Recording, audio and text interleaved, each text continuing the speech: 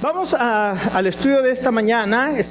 Recordemos, estamos estudiando el Evangelio de Juan y estamos viendo algunos encuentros que el Señor Jesucristo tuvo con algunas personas. El encuentro de esta mañana es un encuentro muy impactante, como el que vimos la semana pasada con Natanael.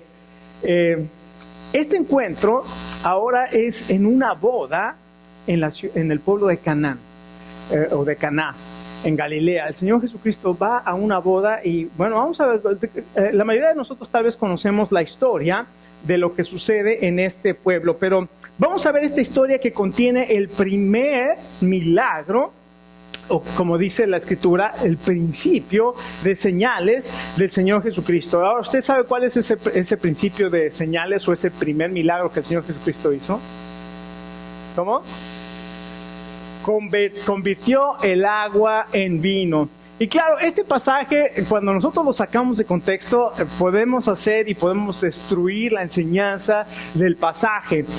Dicen que una vez un señor, ¿verdad?, iba en su carro y lo para la policía. Y cuando se acerca el policía, ve al señor y le dice, ¿ha bebido? Y el señor le dice, no.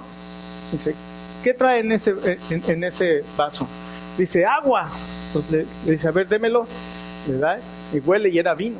Dice, esto es vino, señor. Dice, milagro, milagro, milagro. Sí, claro, ¿verdad? Qué fácil es decir, ¿verdad? Sí, esto fue un milagro, ¿verdad? Entonces, este pasaje puede ser malentendido y hay varias razones por las cuales puede ser malentendido, porque podemos enfocarnos en un aspecto equivocado y no ver la enseñanza principal de este pasaje. Así es que algunos, para justificar, ¿verdad?, de que están sujetos y están esclavizados al vino, van a utilizar este pasaje para decir, Jesucristo convirtió el agua en vino y por lo tanto yo puedo estar esclavizado al vino, porque realmente no tienen control sobre su vida, están esclavizados al vino y no pueden salir. Y digo, yo lo sé porque yo estuve esclavizado al vino y el Señor Jesús tuvo que librarme de eso en mi vida. Así es que hay un poder maravilloso en el Señor Jesucristo que nos libra de todas esas cosas que nosotros en nuestras fuerzas simplemente no podemos. Y de hecho, nosotros no podemos librarnos de todos esos malos hábitos que hemos adquirido durante tantos años, malos pensamientos, todas esas cosas que vienen a nuestra vida. Solamente el poder de Jesucristo en nuestra vida puede librarnos de esto. Así es que esta historia es donde el Señor Jesucristo entonces cambia, vamos a decirlo así, cambia la calamidad en una preciosa calma y en una esperanza maravillosa. Porque lo que quiere enseñarnos este pasaje y lo que quiere enseñarnos el apóstol Juan es que esto que hace el Señor Jesucristo es cambiar una calamidad, una tragedia que estaba sucediendo en paz, en gozo y en una tranquilidad maravillosa para este pueblo que estaba sufriendo de la falta de vino. Y usted ahorita va a decir, ¿cómo que estaba sufriendo la falta de vino? Ahorita lo vamos a explicar. Ahora, ¿qué pasa cuando tu vida está en calamidad? ¿Qué pasa cuando tu vida está sufriendo de diferentes circunstancias? ¿Qué pasa cuando el día más esperado de tu vida te sucede lo peor? ¿Qué es el caso de esta boda? ¿Se imagina? Los novios queriendo celebrar y de pronto algo tan importante que era en aquel entonces que faltara el vino era una tragedia, era una vergüenza social, comunitaria, porque el vino era el elemento más importante en aquel entonces, no estamos hablando de hoy, en aquel entonces era el elemento más importante para una boda y de pronto se acaba, había una vergüenza y aquel entonces era muy diferente a nuestra vida, como hoy la importancia la ponemos en la novia, ¿verdad? Todo tiene que girar alrededor de la novia. En aquel entonces no giraba todo alrededor de la novia, todo giraba alrededor de la comunidad. Era una forma en que la comunidad se unía y compartían juntos un evento tan maravilloso que era una boda. Entonces ellos estaban en comunidad y cuando falta el vino era una tragedia y se veía una vergüenza para la familia que había organizado y que no habían planeado bien y que faltara el vino. Así es que tal vez su vida ahorita está pasando por una calamidad. Y usted se sienta tal vez como ese personaje de los Picapiedras. ¿Se acuerda de ese personaje de los Picapiedras? No sé ni cómo se llamaba, pero iba caminando y siempre le traía una nube lloviéndole encima a él. A veces también Igor, ¿verdad? El de Winnie Pooh también iba caminando y siempre la nube encima de él. Hay otro personaje también de Nico Yokun, de unos personajes claro, estoy hablando de hace más de 50 años, ¿verdad? Donde también había un personaje donde siempre traía una nube negra encima de él. Y hay veces que la gente piensa, yo tengo mala suerte, todo me pasa mal a mí. Siente que trae la nube encima de usted y a donde vaya siempre hay calamidad. Así es que la vida, escuche, la vida siempre tiene retos y siempre la vida tiene dificultades, siempre hay conflictos, hay dolor, hay enfermedad, hay separación, hay divorcio, hay muerte. Y en todo esto, Dios puede cambiar toda esta calamidad y te puede dar esperanza, te puede dar paz. Donde hay una nube gris, recuerda, siempre va a salir un arco iris cuando el sol viene. Y el Señor Jesucristo es el sol de justicia. El Señor Jesucristo trae ese pacto que Dios hizo con Noé, que es ese arcoíris. Recuerden, siempre que vamos a un arcoíris, pensemos en Dios, que hizo un pacto con Noé y de que nunca más iba a destruir al ser humano a través de un diluvio. Entonces, cada que veamos un arcoíris, recordemos el pacto de Dios con el ser humano. Así es que esta mañana vamos a leer Juan capítulo 2. Vamos a ponernos de pie un momento. Vamos a leer Juan capítulo 2, los versos 1 al 12. Y la palabra de Dios dice así, lo voy a leer en la Nueva Versión Internacional, me puede seguir si lo tiene en la Reina Valera, lo puede también seguir. Dice, al tercer día se celebró una boda en Caná de Galilea, y la madre de Jesús se encontraba allí. También había sido invitados a la boda Jesús y sus discípulos. Cuando el vino se acabó, la madre de Jesús le dijo, ya no tienen vino. Mujer, ¿eso qué tiene que ver conmigo?, respondió Jesús. Todavía no ha llegado mi hora. Su madre dijo a los sirvientes, hagan lo que él les ordene. Había allí 6 tinajas de piedra de las que usaban los judíos en sus ceremonias de purificación. En cada una cabían unos 100 litros. Jesús les dijo a los sirvientes, llenen de agua las tinajas, y los sirvientes las llenaron hasta el borde. Ahora saquen un poco y llévelo al encargado del banquete, les dijo Jesús. Así lo hicieron. El encargado del banquete probó el agua convertida en vino sin saber de dónde había salido, aunque sí lo sabían los sirvientes que habían sacado el agua. Entonces llamó aparte al novio y le dijo, todos sirven primero el mejor vino, y cuando los invitados ya han bebido mucho, entonces sirven el más barato, pero tú has guardado el mejor vino para ahora. Esta es la primera de sus señales. La hizo Jesús en Caná de Galilea. Así reveló su gloria y sus discípulos creyeron en él. Después de esto, Jesús bajó a Capernaum con su madre, sus discípulos y sus hermanos y sus discípulos, y se quedaron allí algunos días. Vamos a orar. Padre, en este momento nos venimos a ti, Señor, y para pedir tu dirección en el estudio de tu palabra. Queremos que tu Espíritu Santo nos hable. Oramos, Señor, en el nombre de tu Hijo Jesucristo. Amén. Tome asiento. Ok, entonces vemos aquí la clave para poder entender este pasaje, si quiere subrayarlo ahí en su Biblia, es el verso 11, donde la palabra de Dios dice, este principio de señales hizo Jesús en Caná de Galilea y manifestó su gloria, y dice, y sus discípulos creyeron en él. El hecho de que el Señor Jesucristo convirtiera el agua en vino, dice que es el principio de las señales. ¿Qué es lo que hace una señal? Te revela algo, ¿no? Si venimos a este edificio y queremos encontrar el Fellowship Hall y vemos una señal que dice Fellowship Hall hacia allá. Entonces caminamos hacia... las señales nos apuntan hacia una dirección, y todas las señales o todos los milagros que el Señor Jesucristo hizo apuntaban a una sola dirección. ¿Cuál es esa dirección? Jesucristo es Dios. Jesucristo es el Salvador. Todas las señales, y en el Evangelio de Juan hay 7 señales que el Espíritu Santo revela, y todas ellas apuntan a que Jesucristo es el Señor. Y dice aquí que los discípulos creyeron en él. Qué interesante. Los discípulos estaban ya caminando con el Señor Jesús por sus enseñanzas, por lo que habían escuchado de Él, porque Él les dijo, síganme como a Andrés y a Pedro, y cuando le dijo a Natanael, sígueme, y comenzaron a seguirlos, pero cuando ven esa señal, dice que sus discípulos creyeron en Él. Entonces, ¿por qué el Señor decidió comenzar su ministerio con esa señal? Bueno, tenemos que entender la costumbre de aquel entonces para que podamos entender también el mensaje para nosotros. El Señor Jesús es invitado a esta boda y se acaba el vino. Y como dije hace un momento, este es una tragedia terrible, porque esto lo que hacía en las comunidades, cuando había una boda, se celebraba en comunidad y era una dicha, y era lo que traía la unión comunitaria, y esto podía traer una vergüenza terrible. Y es algo, imagínense, usted está planeando todo y está en su boda y de repente se acabó el vino. Y eso era una vergüenza para la familia, es una vergüenza no solamente para la familia, para todo el pueblo. Y sucede algo terrible, llegan con la noticia y le dicen, se terminó el vino. Esta situación de que se hubiera terminado el vino tenía un significado catastrófico para la psicología y para la cultura, y una cultura que estaba basada en el honor y estaba basada en la vergüenza.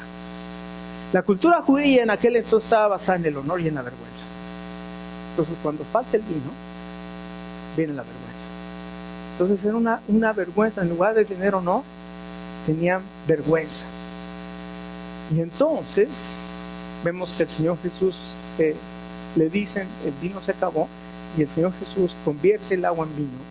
Y cuando se lo dan al maestresala, al maestro de ceremonias, al encargado de la boda, se lo dan y lo prueba, dice, este es un vino magnífico, ¿por qué no lo habían sacado antes? El Señor Jesús transforma la calamidad y la transforma en una calma maravillosa. Tal vez tu vida en este día se siente así, como una tragedia terrible. Tal vez tu vida se siente en una calamidad. Tal vez te escucha esta mañana, el Señor te ha traído aquí y tiene un mensaje para ti, porque te quiere decir que para Dios, Él te puede ofrecer calma en medio de tu calamidad. Y lo primero que vemos aquí es, veamos el verso 9. Me voy a brincar hasta el verso 9 y después voy a regresar a cuando el Señor Jesús convierte el agua en vino.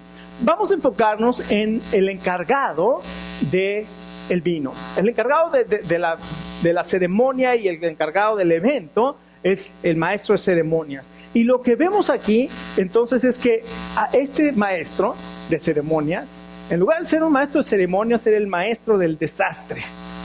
¿Por qué? Usted ha escuchado esa frase de Master of Disaster. Bueno, este era el maestro, pero en lugar de maestro de ceremonias, era un maestro del desastre. ¿Por qué? Porque él tenía una función. ¿Cuál es la función de este maestro de ceremonias? Que todo estuviera bien para poder celebrar la boda. Él era encargado de que todo saliera bien en la boda, el encargado de planear, el encargado de supervisar que todo estuviera en su lugar, que no faltara nada, y de pronto se acaba el vino. Así es que su propósito era que siempre hubiera todo lo que se necesitaba y hacer de ese evento lo mejor, y sin embargo se encuentra con que el vino se había terminado. ¿Ya vio la calamidad? Él estaba encargado de hacer todo, de asegurarse que no faltara nada, y cuando el vino se acaba, esto es una tragedia. Se acabó el vino y estaba a punto de acabarse todo. Ya me imagino, si lo pusiéramos en términos en este día, es como si estaba en la boda, en medio de la celebración de la boda, y el pastel, y alguien se cae con todo y pastel. Y el pastel le cae a la novia en el vestido. Y entonces, ¿se imagina la novia como? Digo, lo hemos visto, y ahora con todos estos shows que hay de televisión, ¿cómo se llama? De las novias y bridezillas y todos esos programas, ¿cómo se pone la gente porque no salió bien lo que habían planeado? Y esto era una tragedia. Todo el evento estaba en peligro. Había una gran vergüenza porque la falta de vino generaba esta vergüenza, y esta familia y este pueblo iba a quedar marcado por el resto de su vida como el pueblo y la familia que deshonró a sus invitados al no haber vino para los invitados. Ahora, escuche. Todo esto sucedió porque el encargado del evento no cumplió con su función. Por eso es el maestro del desastre. Es un maestro del desastre. Pero escuche, ¿qué nos dice a nosotros esto? Algo impresionante.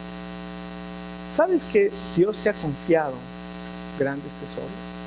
¿Sabes que Dios te ha confiado tu vida, te ha dado una vida y te ha dado una función y te ha dado un propósito? ¿Qué pasa cuando tú no cumples ese propósito que Dios te ha asignado para tu vida? Te conviertes y eres un maestro del desastre. Eres un maestro del desastre y somos unos maestros del desastre. Yo no puedo decir, no, hombre, yo soy buenísimo. No, yo reconozco y sé que las cosas que el Señor me ha confiado, muchas veces me he descarriado. Bueno, me he descarriado, no puedo decir así tan, pero antes de conocer al Señor, ¿verdad? Mi vida era un desastre y no caminaba en los caminos de Dios y no conocía su propósito. Entonces mi vida era completamente un desastre. Yo pensaba que estaba viviendo la vida y que estaba disfrutando la vida y tenía mis planes, mis propósitos. Yo pensaba que si tengo un carro así y una casa así, si gano un empleo así y si gano mucho dinero, voy a ser feliz. Y lo único que estaba logrando me estaba apartando cada vez más y más del camino de Dios, hasta que llegó un momento en que tuve un encuentro con el Señor y eso transformó mi vida. Y aquí el Señor Jesucristo va a tener un encuentro con toda esta gente en la boda. Así es que nada de lo que tú busques va a satisfacer tu vida. Todos sabemos que tenemos un vacío tremendo en nuestro corazón y por eso anhelamos tantas cosas, pero nada de eso puede satisfacer nuestra vida. Recuerde lo que sucedió con Adán y Eva. El Dios los puso en un lugar perfecto ahí en el huerto del Edén para tener comunión con ellos, para comunicarse, para tener esa armonía con ellos, y ellos decidieron desobedecer a Dios, y al momento de desobedecer a Dios se encuentran en vergüenza y tratan de cubrir su vergüenza con hojas de higuera. Y eso es lo que nosotros hacemos. Todas estas cosas que nosotros buscamos, fama, poder, placer, todas estas cosas es para cubrir la vergüenza que tenemos y ese vacío que tenemos en nuestra vida. Y Dios nos quiere mostrar que en nosotros, con nuestro poder, somos un maestro del desastre. No solamente su función, nos muestra también su falta. La falta del maestro de ceremonia es que fue encargado de todo y sin embargo le faltó lo más importante, que era que hubiera vino. Ahora, aquí entra un simbolismo impresionante. El vino era un símbolo de alegría, era un símbolo de gozo. Entonces faltaba el gozo en la boda.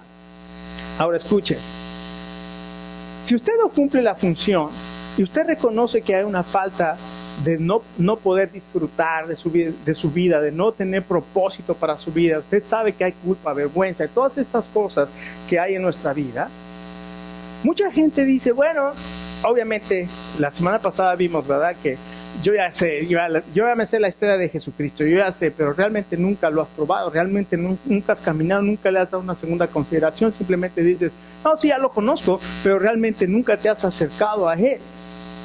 Aquí lo que hace el Señor es algo tremendo. ¿Por qué? Porque nosotros muchas veces confiamos en el hombre, el humanismo. Y desde el año 1700, ¿verdad?, que empezaron los descubrimientos y el renacimiento y la ilustración y todas estas cosas, la gente comenzó a confiar más y más en la ciencia que en Dios.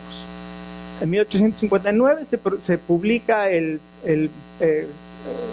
¿cómo se llama? El de Carlos Marx, el origen de las especies, y entonces ya la gente dice, todo tiene una explicación científica, y cada vez más el hombre se mueve de confiar en Dios a confiar en el hombre. Y confiar en Dios, a principios del año 1900, se pone el manifiesto humanista. Y usted lee el manifiesto humanista y dice, el hombre tiene la capacidad de lograr lo mejor para el hombre. Y el hombre en el siglo XX lo que hizo fueron dos guerras tremendas, dos guerras mundiales que acabaron con millones de personas, cientos de millones de personas confiando en el hombre, porque el hombre tiene la respuesta. Y ahí estaban los grandes científicos y los grandes intelectuales apoyando a un hombre que decía que él era una raza superior a los demás y que tenía que exterminar a una raza simplemente por ser diferentes de esta raza. Y ahí están los intelectuales diciendo, nosotros tenemos la respuesta, y ahí estaban todos apoyando eso. ¿Por qué? Porque deshumanizaron, le quitaron la humanidad a un grupo de personas y dijeron, nosotros somos superiores. Escuche, si no tenemos cuidado, estamos a punto de repetir la misma situación. Desgraciadamente, deshumanizar, quitarle la humanidad a las personas para decir nosotros somos superiores. Esto es el humanismo, el que cree que tiene la respuesta en el hombre. Escuche, el hombre no tiene la respuesta para tu mal espiritual. El hombre no tiene solución para tu problema del alma. Jesucristo tiene la solución para el problema de tu alma. Solamente Jesucristo tiene la solución para ese problema. No solo Jesús va a la boda, Él tenía un plan para ir a esa boda. Él quería ir a esa boda. Y Jesucristo quiere estar en tu vida. Él tiene un plan para encontrarse contigo. Él quiere encontrarse contigo porque tiene un plan y un propósito para su vida. Y ahora ya vimos al maestro del desastre. Ahora vamos a ver al maestro del rescate. ¿Qué le parece? Ya vimos al maestro del desastre, no cumple su función, tiene una falta. Sin embargo, aquí viene el maestro del rescate. Ahora, lo que vamos a ver aquí, lo que narra la palabra de Dios, es algo muy extraño, porque narra que la madre del Señor Jesucristo, María, estaba en la boda, dice el verso 1. Y cuando ella se da cuenta de que faltaba el vino, viene y le dice al Señor Jesús, se acabó el vino. Y la respuesta que da el Señor Jesús es muy interesante, muy curiosa. Para los comentaristas, para los que estudian muy profundamente este pasaje, dice que esa respuesta es una respuesta muy dura del Señor Jesús hacia su madre. ¿Qué tienes conmigo, mujer? No ha llegado mi hora. Fue una respuesta muy dura. Entonces, vemos aquí que esta petición que María le hace a su hijo de decirle, ¿no hay vino? Ahora, es interesante pensar, ¿qué pensaría María? Ella sabía lo que iba a hacer el Señor Jesucristo. Ella sabía lo que aquel ángel le había dicho hace mucho cuando el Señor Jesucristo iba a nacer. Este será grande delante de Dios y será llamado Hijo del Altísimo. Y cuando ella pregunta, ¿cómo es que yo voy a quedar embarazada? El Espíritu de Dios te cubrirá y es el santo ser que nacerá de ti, será llamado, ¿quién? Hijo de Dios. Entonces María tenía este conocimiento, pero está como nosotros, ¿verdad? Muchas veces tenemos el conocimiento, pero a veces nos falta la fe, ¿no? Pero viene y le dice, se acabó el vino. Y el Señor Jesús le contesta y le dice, ¿qué tienes conmigo, mujer? No ha llegado mi hora.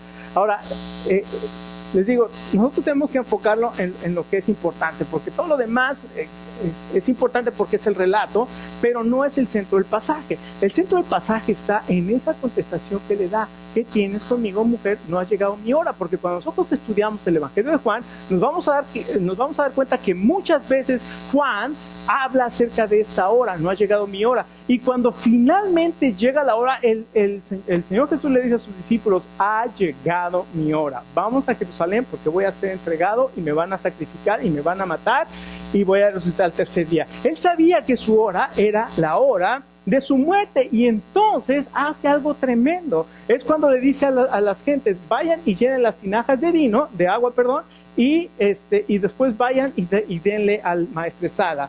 Entonces, lo que hace el Señor Jesucristo es cambia el agua en vino. Es decir, cambia la calamidad, el calma. ¿Por qué? Porque de una manera milagrosa transforma estas 6 tinajas de agua, 100 litros le cabían a cada una de ellas, es decir, tenía 600 litros más de vino. Y el símbolo es importantísimo de estas tinajas, porque el agua que se ponía en estas tinajas eran los lavamientos ceremoniales que tenían que hacer los judíos, era para lavarse. Y esto es importantísimo, ¿por qué? Porque si queremos entender el significado de este pasaje, tenemos que entender que el judío no podía acercarse a Dios. Para acercarse a Dios tenía que cumplir con ritos y con ceremonias y tenía que cumplir con sacrificios para poder acercarse a Dios. Y lo que está haciendo el Señor Jesucristo es diciendo, voy a cambiar esta antigua manera de los sacrificios y los rituales por una nueva manera, que es el vino. Así es que para poder cambiar la calamidad en calma, Jesucristo tenía que morir. No vino a decirnos cómo salvarnos, Él vino a salvarnos. Él es el sacrificio por nosotros. Y por eso le dice a María, no ha llegado mi hora. Él estaba consciente de su sacrificio, el sacrificio que tenía que hacer para poder traer el perdón al corazón del ser humano. Entonces no solamente cambia la calamidad en calma, sino que cambia la vergüenza en gozo. ¿Qué sucede? Una vez más, el simbolismo que hay en este pasaje es maravilloso. ¿Por qué? Porque el vino se usa como un símbolo de gozo en el Antiguo Testamento. Pero este vino es un vino completamente diferente. Es un vino nuevo. Escuchen. Jesucristo vino a traer una vida nueva. ¿Por qué? Porque Él puede cambiar todo lo que estás pasando en este momento para darte una vida nueva. En Él podemos encontrar propósito, en Él podemos encontrar esa vida que el Señor Jesucristo se refiere como una vida abundante. Así es que tú puedes tener una vida abundante por este simbolismo que es el nuevo vino o el vino que el Señor Jesucristo transforma del agua en vino. Y después hay algo maravilloso. ¿Se acuerdan que el Señor le dice a los sirvientes, vayan y désenlo al maestresala? ¿Qué hizo el maestresala? Probó el vino. ¿Y de qué se dio cuenta? Que era muchísimo mejor. Escucha, yo te puedo hablar 1000 veces del Señor Jesucristo. Y tú puedes escuchar 1000 veces del Señor Jesucristo. Y tú puedes escuchar mensajes aquí, mensajes allá y mensajes en la radio. Ya estamos en TWR 360 en el radio, en la página de internet de Radio Transmundial. Ya están los mensajes ahí de las predicaciones. Podemos escuchar muchísimo. Pero el Salmo 34:8 dice, vengan y vean que Dios es bueno. Vengan y vean que el Señor es bueno. Hasta que tú no pruebas a Jesús en tu vida, no te vas a poder dar cuenta de la bendición, la paz, el perdón, la vida nueva que te ofrece. Quitar la vergüenza, quitar la culpa, quitar los temores, las ansiedades, darte esperanza, darte una nueva vida. Esto es lo que vino a hacer el Señor Jesucristo, pero nosotros queremos seguir confiando en lo que puede hacer el hombre en lugar de lo que Jesucristo ya ha hecho por nosotros. Y lo único que tenemos que hacer es confiar en lo que Él ya hizo por nosotros. Escucha, no solamente te da una vida nueva aquí en la tierra, te da la promesa de una vida eterna en el cielo, para siempre. Y cuando aquel día se acerque, ¿cómo decía ese canto al final? Y cuando llegue aquel día en que ya no tenga fuerzas y que llegue el momento de partir, mi alma cantará de tu amor sin final. 10,000 años y por la eternidad. Voy a estar en la presencia del Señor porque Él vino, Él vio mi necesidad y vino a esta tierra para morir por mis pecados y para darme a mí perdón, una nueva vida y la promesa segura de la vida eterna. En el cielo va a haber una fiesta. En Apocalipsis capítulo 19 vas a ver de esa boda celestial. Y la Biblia dice, bienaventurados, dichosos, gozosos todos aquellos que han sido invitados a esa boda. ¿Tienes ya tu invitación? ¿Tienes ya tu invitación a esa boda que se va a hacer en el cielo? Si no estás seguro esta mañana, si tienes esa invitación, ¿qué tienes que hacer para obtener la invitación? Lo único que tienes que hacer es dile, Señor Jesús, gracias por morir en la cruz por mis pecados. Y gracias porque ahora sé que tú me quieres regalar, es un regalo la vida eterna. El perdón es un regalo, me quieres perdonar. Yo quiero confiar en tu perdón y quiero pedirte que tú seas el Señor de mi vida, que seas el maestro del rescate de mi vida. Y prueba hoy y ve que Dios es bueno. Él te invita a creer en Jesucristo. ¿Estás dispuesto? ¿Estás dispuesto hoy a creer en Jesucristo? Vamos a terminar. Le voy a pedir